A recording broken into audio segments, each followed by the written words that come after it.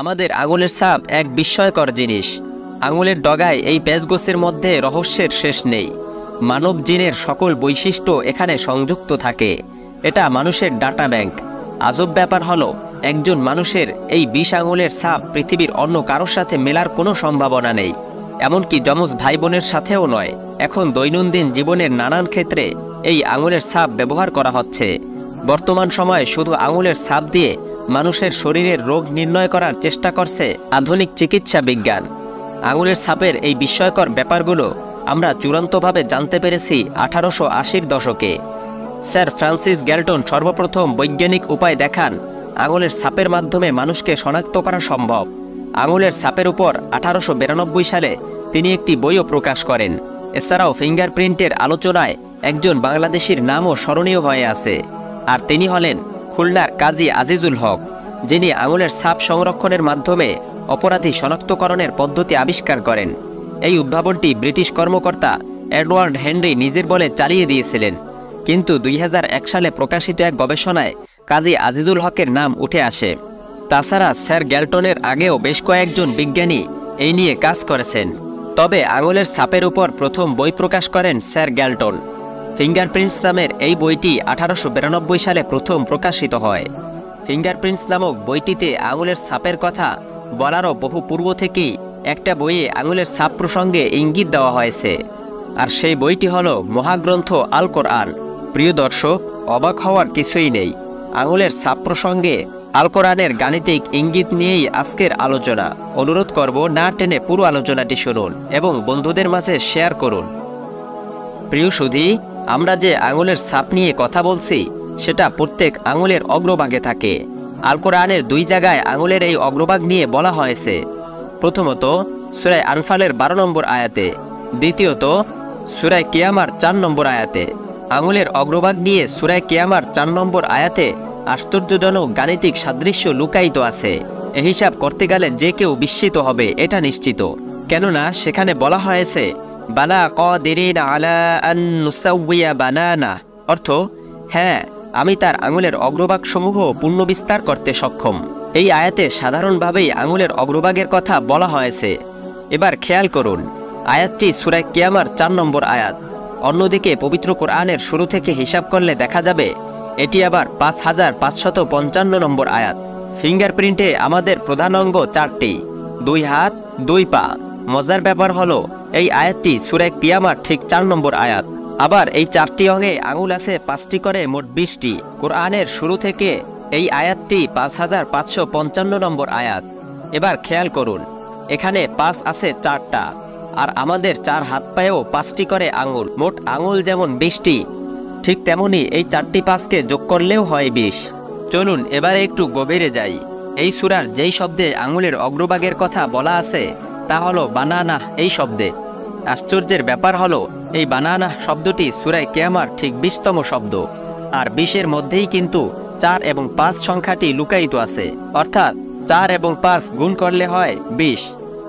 আরও একটু লক্ষ্য করে দেখুন, বানানা এই শব্দে মোট হরফ আছে 5টি, বা নুন আলিফ নুন হা, কিন্তু একবার করে ব্যবহৃত হয়েছে এমন হরফ আছে 4টি, বা নুন আলিফ হা। প্রিয় সুধী, এতক্ষণ আমরা যা পেলাম তা হলো আমাদের 4 হাত পায়ের 20 আঙুলের অগ্রভাগের ফিঙ্গারপ্রিন্ট আছে, আর সূরা কিয়ামার 4 নম্বর আয়াতে আঙুলের অগ্রভাগের কথা বলা হয়েছে। আয়াতটি আবার কোরআনের শুরু থেকে 4টি 5 নম্বর আয়াত। এই সংখ্যার অঙ্কগুলির যোগফল 20। আবার বানানা শব্দটি সূরায় 20তম শব্দ, যাকে আবার 4 গুণ 5 এভাবেও লেখা যায়। আমাদের 4 হাত পায়ের প্রত্যেকটিতে 5টি করে আঙুল আছে। অন্যদিকে বানানা শব্দটি লিখতে মোট 5টি হরফ, কিন্তু ভিন্ন ভিন্ন হরফ ব্যবহৃত হয়েছে 4টি, যা আবারও আমাদের হাত পা ও আঙুলের সংখ্যার সাথে দারুণভাবে মিলে যায়। প্রিয় সুধী, 4 এবং 5-এর রহস্য এখানেই শেষ নয়, আরও আছে, আর তা হলো সূরা কিয়ামার 4 নম্বর আয়াত পবিত্র কোরআনের 5555তম আয়াত, আর আমাদের 4টি অঙ্গে 5টি করে আঙুল রয়েছে।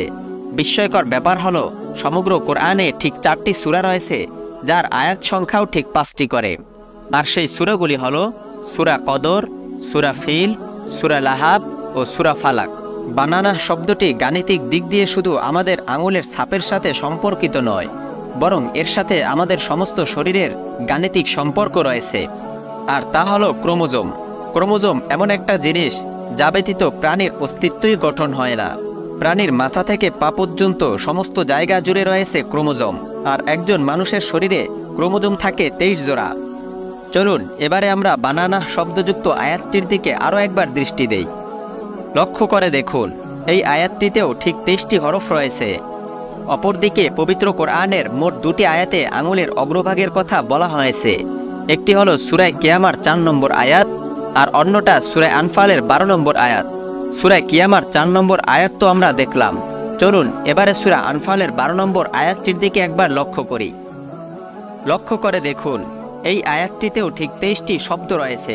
আল্লাহ তাআলা সমগ্র কোরআনে মাত্র 2টি আয়াতে আঙুলের অগ্রভাগের কথা বলেছেন, আর বিস্ময়করভাবে সেই 2 আয়াতেই রেখেছেন 23-এর চমৎকার সংযুক্তি। প্রিয় সুধী, আমরা আঙুলের অগ্রভাগ উল্লেখিত 2টি আয়াতে 2টি 23 পেয়ে যাচ্ছি। আর 2টি 23 মানেই তো 23 জোড়া বা 46টি।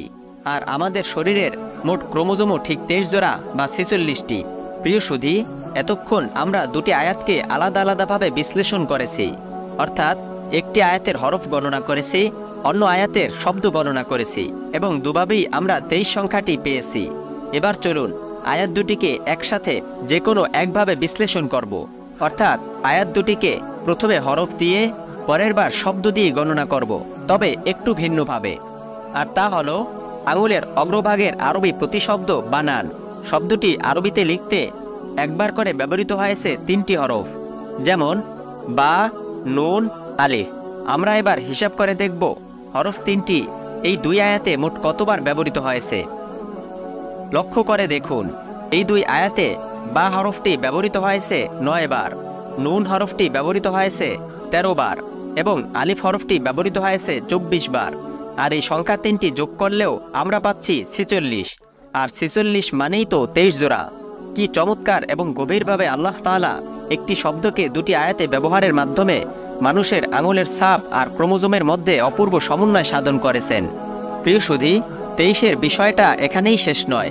2 আয়াতের ভিতর আমরা ভিন্ন ভিন্নভাবে যেমন 23-এর কানেকশন পাচ্ছি, অনুরূপ 2 সূরার মধ্যেও 23-এর কানেকশন আছে। আর তা হলো সূরা কিয়ামা পবিত্র কোরআনের 75 নম্বর সূরা এবং সূরা আনফাল 8 নম্বর সূরা। এই সূরা দুটির সংখ্যা যোগ করলে যোগফল আসে 83। পবিত্র কোরআনের সংখ্যাতত্ত্বের সাথে মৌলিক সংখ্যার একটা সম্পর্ক রয়েছে, যা আমাদের পূর্ববর্তী ভিডিওগুলোতে দেখানো হয়েছিল। এই 83 সংখ্যাটি একটি মৌলিক সংখ্যা। গণনার দিক থেকে এই 83 ঠিক 23তম মৌলিক সংখ্যা। মহাগ্রন্থ আল কোরআন জ্ঞানের এক বিশাল সমুদ্র। এই কিতাবের মধ্যে যে কতভাবে কত ধরনের তথ্য লুকায়িত তা একমাত্র আল্লাহ সুবহানাহু ওয়া তাআলাই ভালো জানেন। পবিত্র কোরআনে সূরা, আয়াত, শব্দ, হরফ এই সব কিছুর ক্রম ছন্নছাড়াভাবে সাজানো হয়নি, বরং তা সাজানো হয়েছে অত্যন্ত নিখুঁতভাবে। এই অবস্থান পরোক্ষভাবে নানা ধরনের অর্থ বহন করে। আমরা এ নিয়ে যতই চিন্তা করব ততই নতুন নতুন তথ্য উদ্ঘাটন করতে পারব। পবিত্র কোরআনের বিভিন্ন ধরনের মুজিজার মধ্যে এই বিন্যাসও একটি মুজিজা। সূরা জুমারের 23 নম্বর আয়াতে আল্লাহ তাআলা এই কিতাবের বিন্যাস সম্পর্কে বলেন, আল্লাহ নাজিল করেছেন উত্তম বাণী, সাদৃশ্যপূর্ণ একটি কিতাব যা বারবার আবৃত্ত করা হয়। প্রিয় সুধী, আল্লাহ তাআলা আমাদের সকলকে কোরআনের বরকত দান করুন। আজ এ পর্যন্তই। আমাদের চ্যানেলে নতুন হয়ে থাকলে সাবস্ক্রাইব করুন। ভিডিওটি ভালো লাগলে লাইক, কমেন্ট ও শেয়ার করে অন্যদের দেখার সুযোগ করে দিন। আসসালামু আলাইকুম ওয়া রাহমাতুল্লাহ।